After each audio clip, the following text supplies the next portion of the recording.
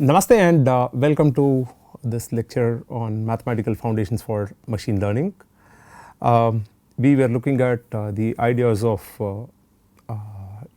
linear transformations, and then we looked at eigenvalues and eigenvectors. Then in this module we started looking at orthogonality, we looked at orthogonal projections, and then we looked at some details about this projections and stuff, and we were in the process of getting into real symmetric matrices and so on. So what we will do is like we will just take a couple of steps back when we were talking about projections. We will just do a little bit of things about projections and then try to understand one more interesting idea about this. And then what we will do is we will take up the idea of real symmetric matrices, because real symmetric matrices come out with certain very interesting and wonderful properties. So let us take up what they are, what it is, right. So let us look at let us revisit our idea of orthogonal projections. So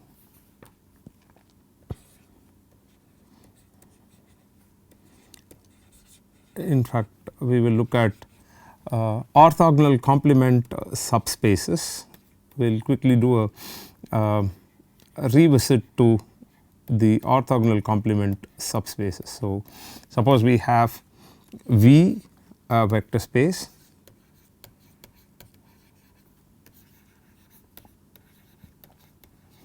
of, let us say, k dimension, and W is a vector space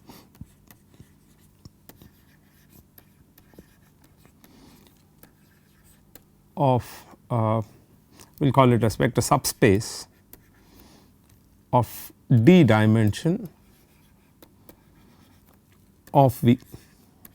Now what this means is I have this vector space V, and this is basically, assume that this is say some k dimensional vector space which is R k. Now what I have it inside that, I have this W subspace which is basically of dimension D. So the first understanding that we get from here is V requires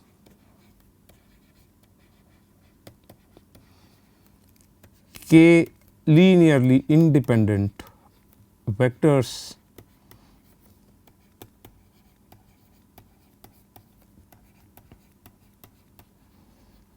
as its basis.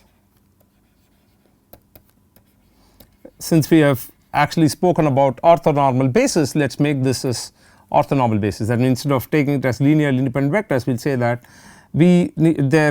it requires k orthonormal vectors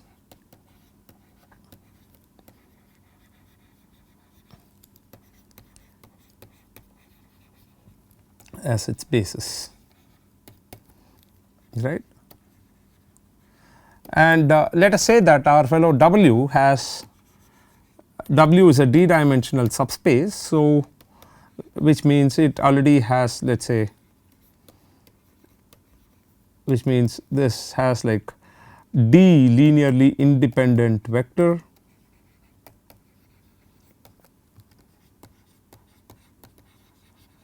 as its basis, or any basis has D linearly independent vectors, D vectors it has. So what we will say is we will take that, look, this D is going to be D orthonormal vectors. Let us take this to be orthonormal basis, normal vectors as its basis, right. So we have this. Now what we want to do is, I want to see if, where do I get, suppose I have this, okay. So the thing is V is k dimensional and W is D dimensional subspace of V.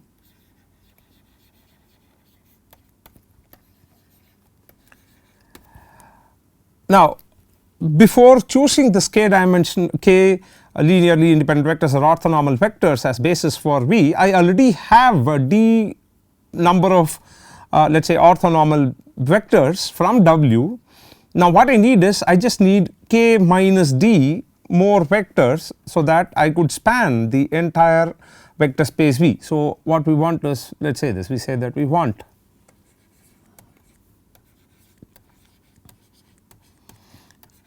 k minus d more vectors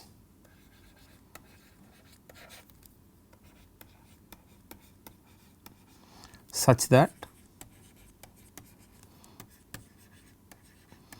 the d vectors from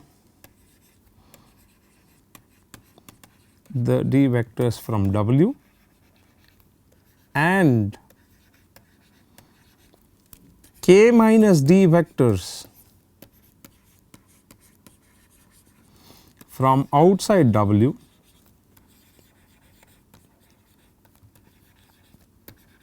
together form a basis for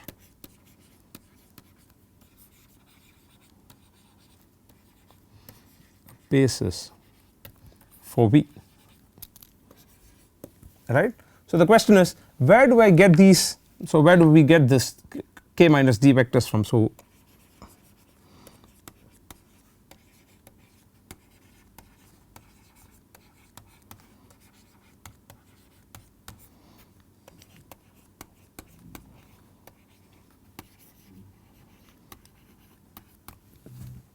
that is one interesting thing that we want to look at. We want to see where do we get these k minus d linearly independent vectors from. So, what do we do? Let us look at how do we get this, right. Okay.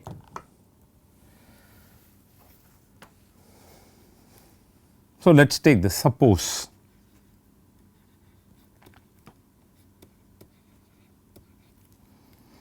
let us say BW is an orthonormal basis for W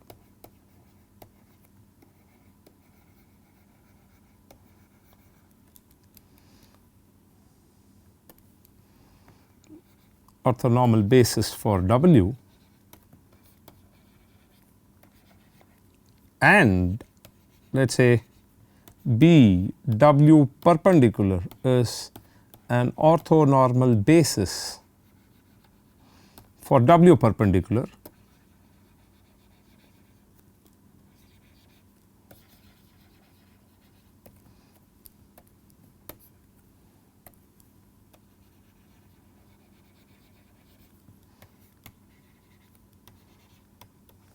right.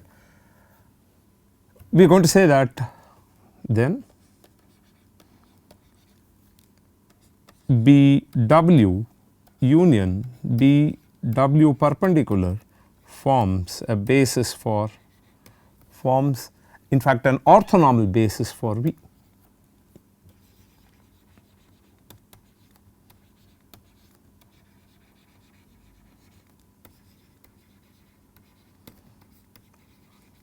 Where W perpendicular is basically the orthogonal complement of the W subspace, orthogonal complement subspace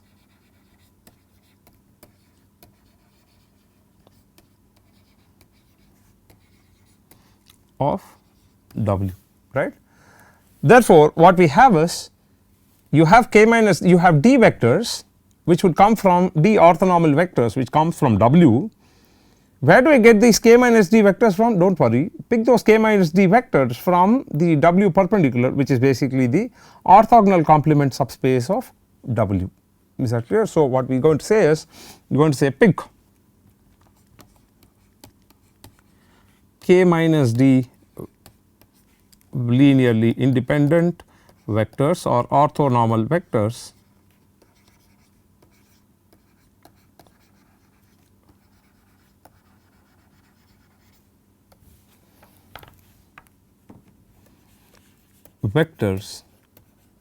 from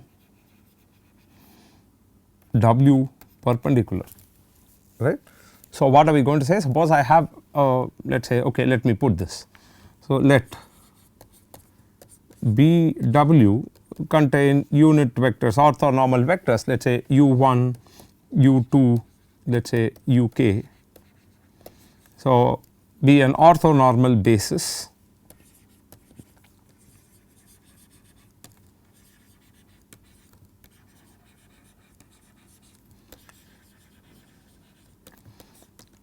for W and let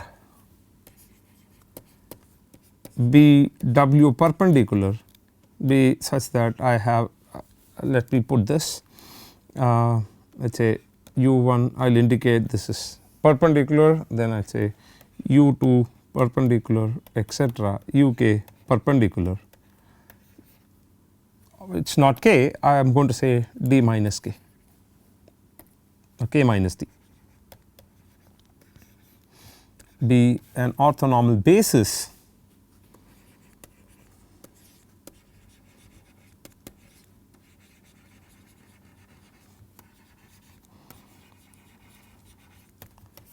for W perpendicular, right.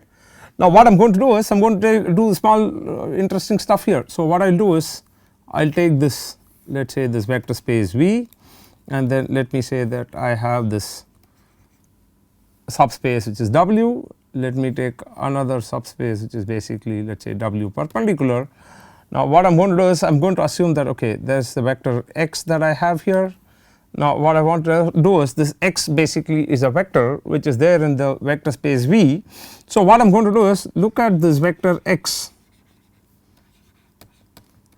look at this vector x which is in V, right, which is there in V. Now, what we have is we can expand or we can express this as basis, we can do a basis expansion for. So, we can do a basis expansion for x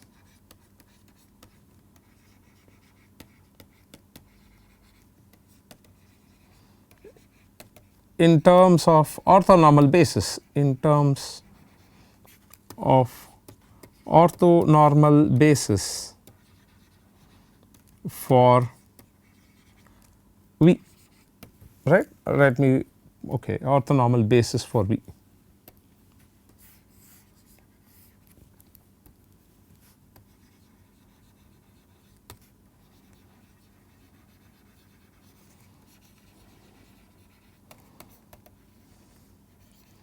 Right. So, what does that mean? I can express this vector x as the following, like you can do the Fourier expansion for x, you say that x is equal to, how am I going to write this as? I am going to write this as let us say some alpha 1 u1 plus alpha 2 u2 plus etc. plus alpha k uk plus I have alpha k plus 1, let us say I will put this as let us say u1 perpendicular plus alpha k plus 2 u2 perpendicular plus etc. plus alpha d minus k u d minus k perpendicular, right. This is what we have.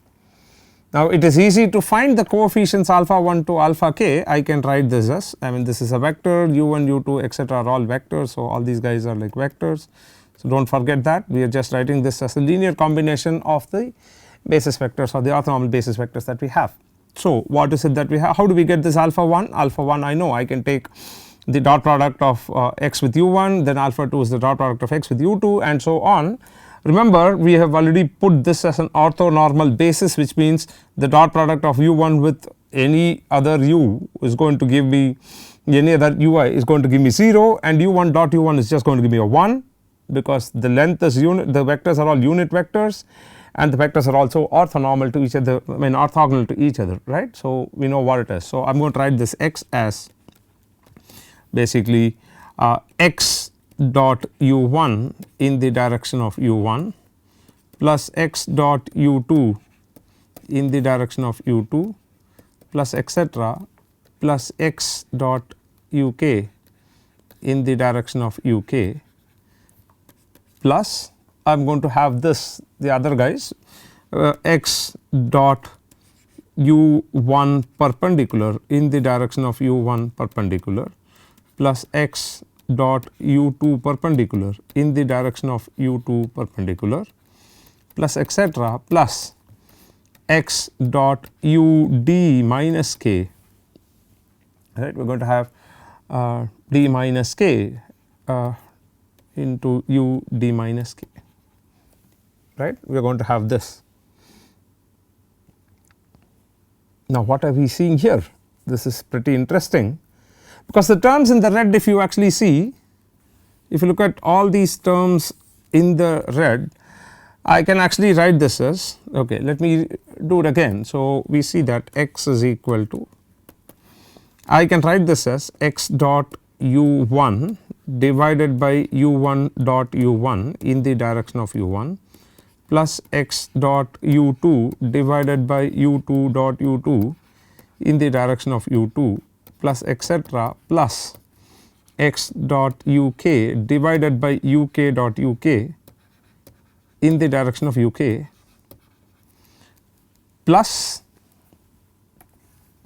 so I am going to have plus, I am going to have x dot u1 perpendicular divided by u1 perpendicular dot u1 perpendicular in the direction of u1 perpendicular plus etc. plus x dot u, say d minus k, right. Oh, that is going to be k minus d. I think what did we do? V is a k dimensional subspace. Yes, V is a k dimensional vector space. I will just make a change here. So this is going to be k minus d, and this is going to be d plus 1. Okay, everything changes here. So I am going to have, okay, so this is going to be u d. So we are just going to make a small change here. Please note that this is going to be u d and this is going to be k minus d. So this is fine, and here you must have this is going to be alpha d, this is going to be alpha d u d, and then I have alpha d plus 1 u1 perpendicular plus alpha k minus d u k minus d perpendicular. Similarly, I have the same thing here. I think I made a, sorry for the messing up with notation. So we will just take this as u d in the direction of u d, and this is going to be u k minus d, u k minus d, u k minus d, right. So here okay, this also has to change now.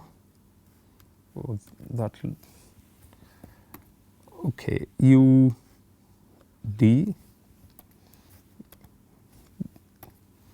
u d dot u d, and this is going to be in the direction of u d. This is going to be x dot u k minus d divided by u k minus d dot u k minus d in the direction of u k minus d.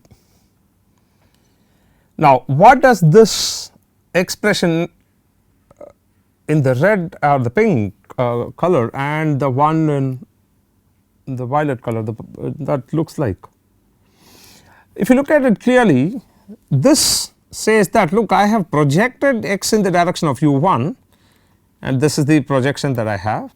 I have projected x in the direction of u2, and that is the projection you have, and similarly I have x dot u d divided by u d dot u d. This is going to be projection along the u d vector, and if you look at these guys, this is interesting.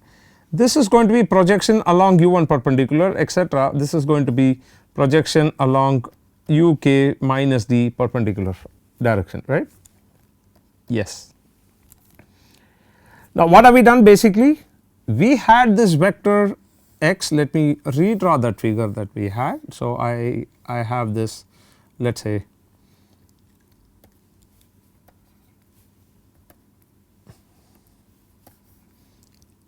I had this vector space subspace W, this is my vector space V, then we said, okay, I am going to have this to be my W perpendicular, that is fantastic. I have x. Now what did I do now? When I tried to project it in the direction of u1, u2, etc., ud, what am I basically doing? I am trying to project this vector x that I had entirely onto the subspace W, and whatever I have here, this is going to be the projection of x in the direction of W perpendicular. That means we have decomposed this vector x basically into two components, one component along the W subspace and one component along the W perpendicular subspace. Is that right? So what we have seen that the vector x in V is decomposed into two parts,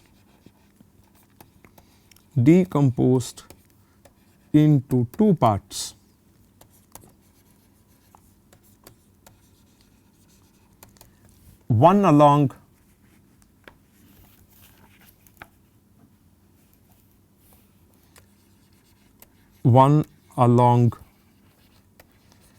W and another along W perpendicular.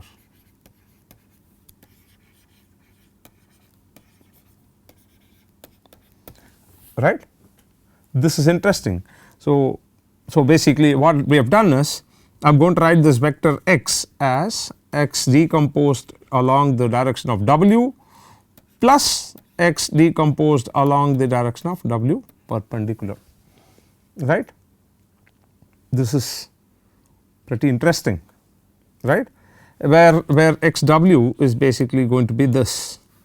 Xw is nothing but sigma x dot ui in the direction of ui, I is equal to 1 to d, and xw perpendicular is going to be sigma j is equal to 1 to, let us say, k minus d,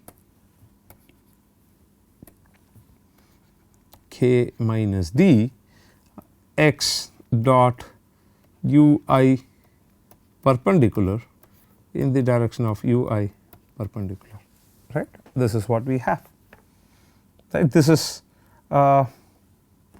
pretty interesting. This is basically, I can write this as j is equal to, let us say, d plus 1 to k, right, d plus 1 to k x dot uj, this is basically j, this is j. So, we have uj perpendicular in the direction of uj perpendicular, right. This is going to be xw perpendicular. Now, what is interesting to see is this decomposition that we have, one in terms of w and one in terms of w perpendicular, is unique. So, what we are going to say is x is equal to xw plus xw perpendicular is unique representation.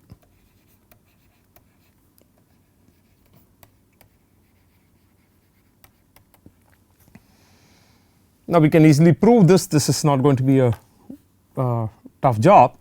So, what we will do is we will just take up this. So, let us say that let there be another representation for x, or another decomposition for x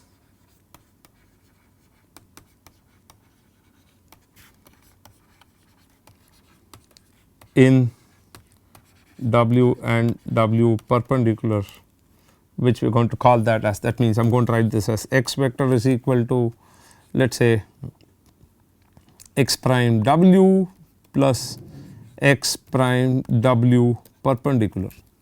So, this is the other representation, the other decomposition that I have. We do not know whether it is unique or not, we just want to try and prove that the representation is unique. So, the first representation that we have for x is basically xw plus xw perpendicular. This is the second representation that we have, pretty simple and straightforward. Now, what we do is subtract these two guys. So, subtract these two equations. So, what we get? We basically get x vector minus x vector, which is going to be the 0 vector, which is going to say that I am going to have, this is going to be, let us say, x w prime minus x prime minus x w plus x prime w perpendicular minus x w prime, right. This is what we have, right.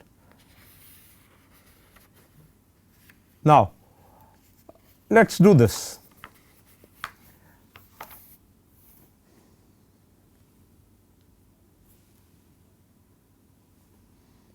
Now, this clearly says that I have, what do we have?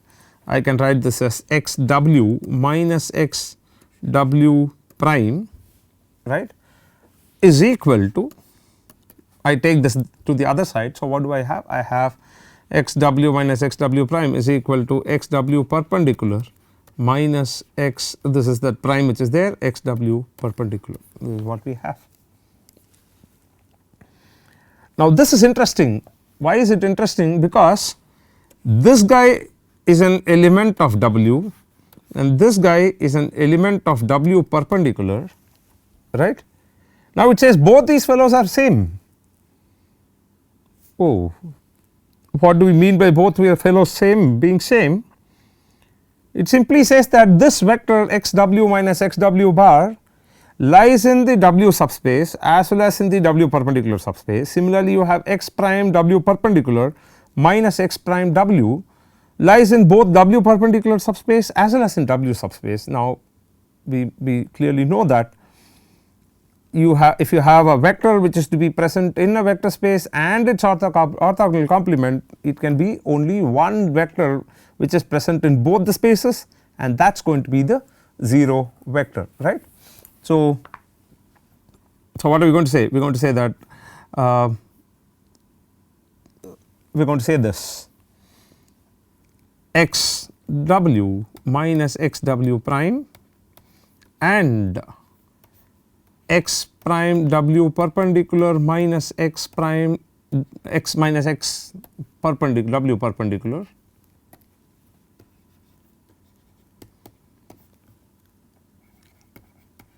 are in both w and in w perpendicular, right. And we know that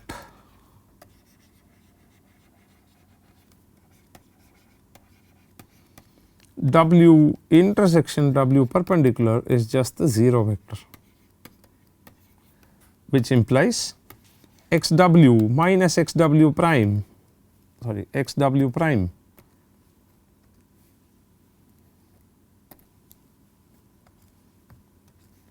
is equal to the 0 vector and x prime w perpendicular minus x w perpendicular is equal to the 0 vector, which simply says that x w is equal to x prime w and x w perpendicular is equal to x prime w perpendicular, which means the representation is unique. So what we are going to say, the representation of x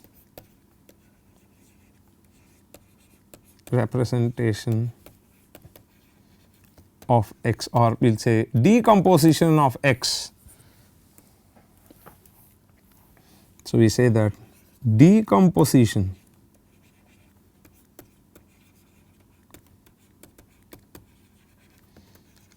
of x in w and w perpendicular, the orthogonal complement, is unique. Right, it is pretty interesting to see that. I mean, it is not a surprise in the sense, suppose I take my my vector, let us say x is equal to the vector 2 3, and I am going to take w to be the vector space which is basically spanned by this basis vector 1 0, and w perpendicular is going to be the complement of this vector space which is going to be, say, y spanned by this vector 0 1. Now I very clearly see that x is equal to 2 3 is basically expressed as 2 into 1 0 plus 3 into 0 1, right. That is pretty interesting. Okay. Now one more thing that we want to see is, we want to look at this, a very interesting consequence of this. What we want to do is, I want to look at the length of this vector x, right. I want to look at the length of this vector x, which is nothing but x dot x itself, right, x dot x, right. But recall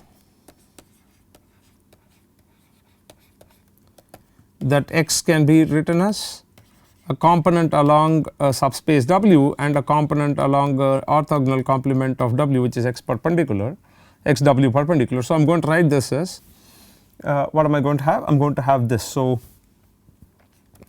the squared length of this guy is basically x w plus x w perpendicular dot product with x w plus x w perpendicular. I can write this as x w dot product with x w plus x w dot product with x w perpendicular plus x w perpendicular dot product with x w plus x w perpendicular dot product with x w perpendicular, right. Now, what is interesting here, again we see that this guy gets knocked off and this guy gets knocked off, because it is basically the dot product of vector with representation in w and with representation in w perpendicular, which is going to be 0, because you are looking at the decomposition in the into two orthogonal subspaces. So, that will become 0. So, what are we going to have? We are going to have this is equal to the squared length, the squared norm of the vector x is basically the sum of the squared length of the vector x basically you say that the projection of the vector x along the w subspace and the projection of the vector along the w complement subspace. And where have we seen this? This is very interesting. Where have we seen this? Yes, and that is the generalized Pythagoras theorem. So, this is again Pythagoras theorem.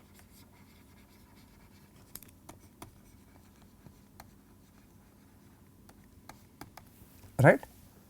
This is very interesting. We just want to do one more topic before we complete the idea of orthogonality in total, and then we go to the notions of real symmetric matrix. So, we are going to complete this and then we will go to the idea of real symmetric matrices, right. Okay.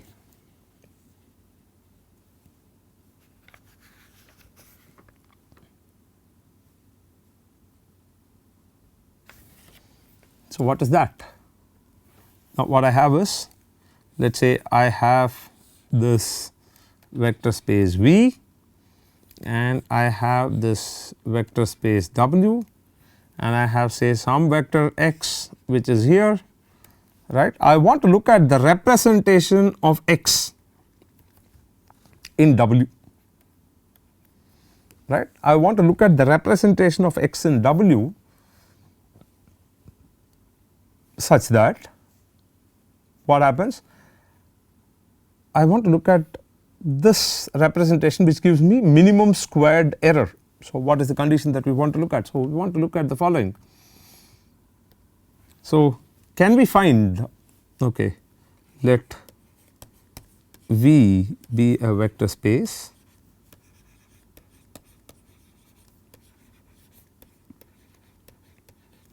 let V be a vector space and W be a subspace of V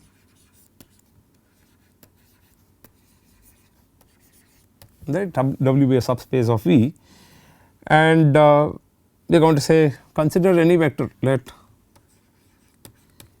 U be any vector in V.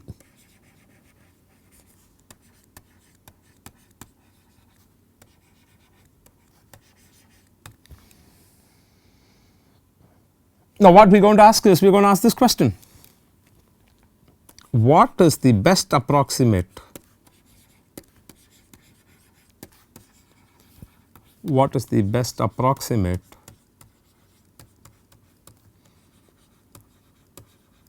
of U in W subspace?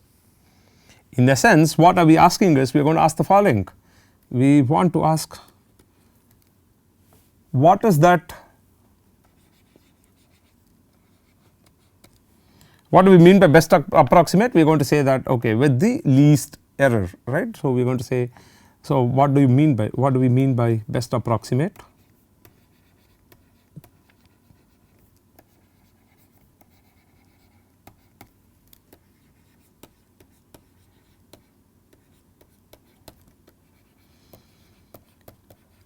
So, basically best approximate is that vector which gives least error,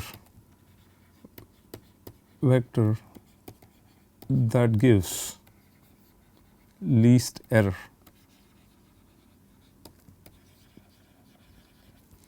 Right. Let us look at what it means. So, what is that? I have this vector x and let us say I want to look at the approximate of x in w. So, let me call that as x w. This is the fellow who is going to approximate that vector x in w. So, what we want is we want basically this. I want to look at the vector x minus x w, the whole square, right, squared error I want. This should be less than or equal to, suppose you take this, you take any other vector there in w, and if you take the difference and squared difference, if you take, that means the squared error you take, this x w must give the least error compared to all other vectors in w. So, that is what we want, right. So, for all w in w, this is what it means. So, I want to find out one representative of this vector x in the w subspace such that the squared error is minimum when compared to being approximated by any other vector w in the w subspace, right. So, this is what we want. I mean, see, there is no job that needs, you do not have to do any work. Suppose if x were to be here, if x were to be here in w itself, we do not really have to do any work, because x itself is the best approximate. So, suppose if x were to be here, right, you do not have to do any approximate, because x is approximated by x in w itself. So, there is, I mean, you do not have to do anything. Now, what when x is not in the subspace of w, that means exactly what we see here. So, what we want to do is we want to look at this. So, we want to prove, we want to find out this x w, what could be that x w which is going to be best approximate here. So, for that what I will do is let me take this, let u1, u2 etc., let us say ud be orthonormal basis for w.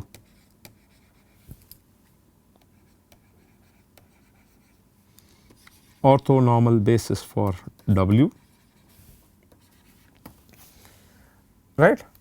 So, suppose I take any vector w, let us say if this vector w is an element of w, then I can write this w vector in basis expansion as w dot u1 into u1 plus etc.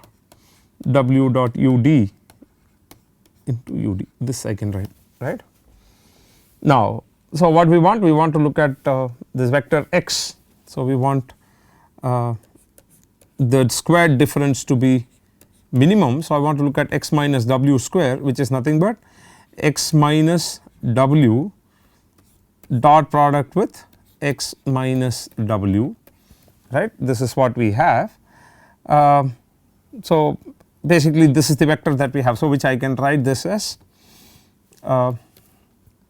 I can write this as let us say x dot x, right. I can write it as x dot x minus x dot w minus w dot x plus w dot w, right. This is what we have. Now, what is this? Basically I have x dot x minus 2 x dot w, because we know that x dot w and w dot x are the same, plus w dot w, right. This is what we have. Okay. Now, what I am going to do is I am going to do something. So, the question is like, when is this minimum? So, the question is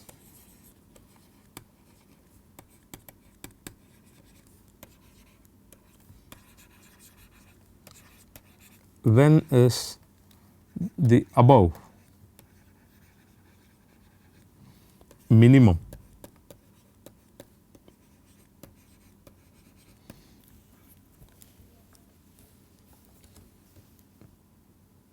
Right. Okay.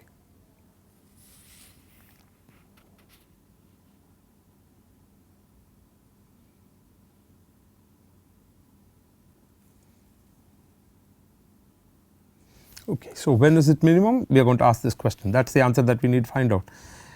w dot w, the moment you choose a vector w, this w dot w is a non-zero vector you are going to look at. So, you are going to say this fellow is going to be, you know, positive quantity, this fellow is going to be a positive quantity. The only fellow that we have seems to have problem here is this cross term, right.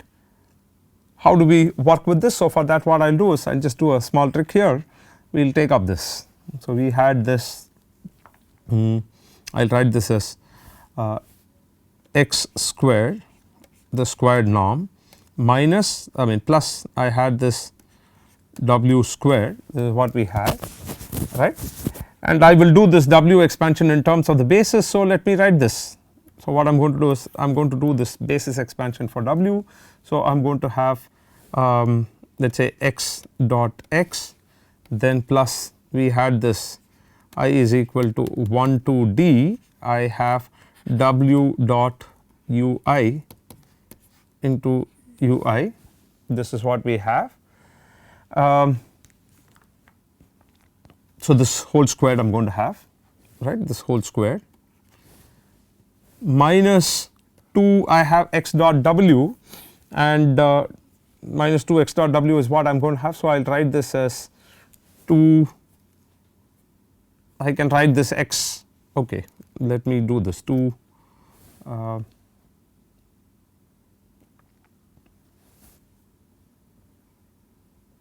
x dot w, this is what we have.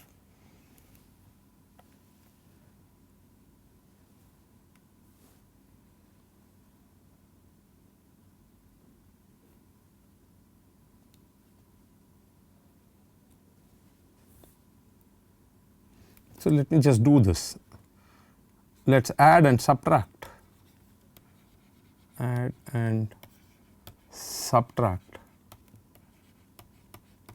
let us say x dot j is equal to 1 to d, x dot uj the whole square.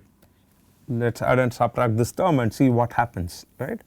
So, what do I have? I have this is basically x squared that I already have, plus I have the basis expansion in terms of w, which we have here, j is equal to 1 to d. I am going to write this as w dot uj the whole square, plus what did I do? I added these two terms, j is equal to 1 to d, I took it as x dot uj the whole square, minus 2, we had this 2, I will write this x as x dot uj, I am going to write this as 2 x dot uj into w dot uj, basically the basis expansion is what we have, and minus I have sigma j is equal to 1 to d x dot uj the whole square is what I have, right.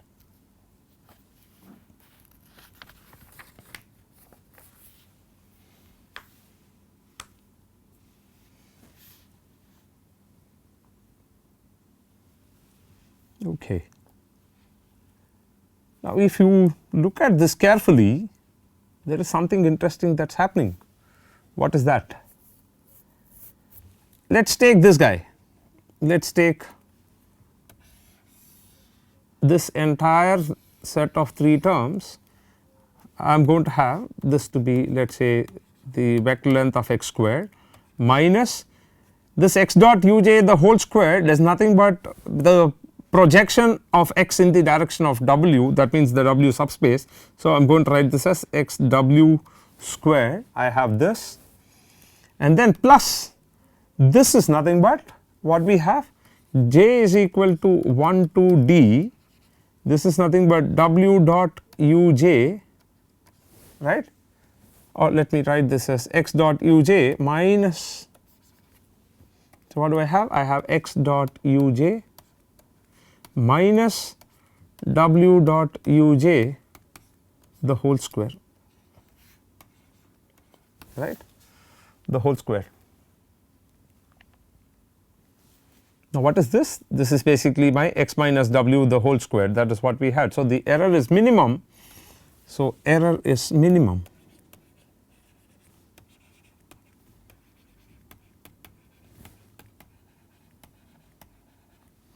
when x minus w the whole square is 0, which implies x dot uj basically is equal to w dot uj. This will happen when this is minimum, right. Now if that is the case, so what are we going to conclude? We will say that if this becomes 0, then what do we get? We basically get the error to be minimum, where x w is basically my projection of x w is nothing but x dot uj in the direction of uj, which is nothing but orthogonal projection of x in the w subspace, right. This is what we have. Therefore, what we are going to say is the best approximate, this will come to haunt us again and again, because we will always want to find least squared solutions and so on. Whenever we talk about least square solution, we are looking at the best approximate of a vector in a subspace. So, we are going to look at best approximate of a vector in a subspace is basically its orthogonal projection of a vector in a subspace W is the orthogonal projection